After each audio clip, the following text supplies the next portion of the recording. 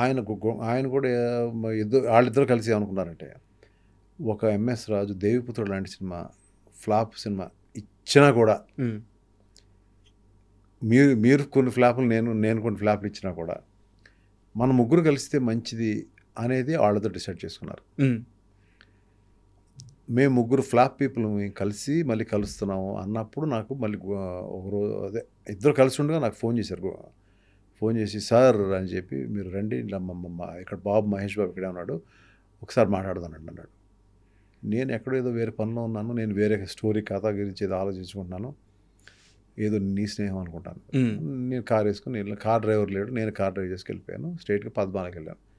పద్మాలకి వెళ్ళి కూర్చున్న తర్వాత మహేష్ చాలా ముక్తసరిగా మాట్లాడతాడు. బాగున్నారా, టిఫిన్ తిన్నారా, మంచినీళ్ళు, ఈ సీన్ ఉండదు అతని దగ్గర. స్ట్రైట్గా మన ముగ్గురు కలిసి సినిమా చేద్దామా అన్నాడు. అయిపోయింది. అదేంటే బాబు నాయన, నేను ఎలా పరిచయం అంటే, నాకు అంతకుముందు మహేష్ బాబు తను మెడ్రాస్లో ఎక్కడ ఆంధ్ర క్లబ్లో మేము కొంచెం లావుగా ఉండగా తెలుసు నాకు. తర్వాత నాకు పెద్ద పరిచయం లేదు. మురారి సినిమా నాకు బాగా హెల్ప్ అయింది సినిమా చూడడం.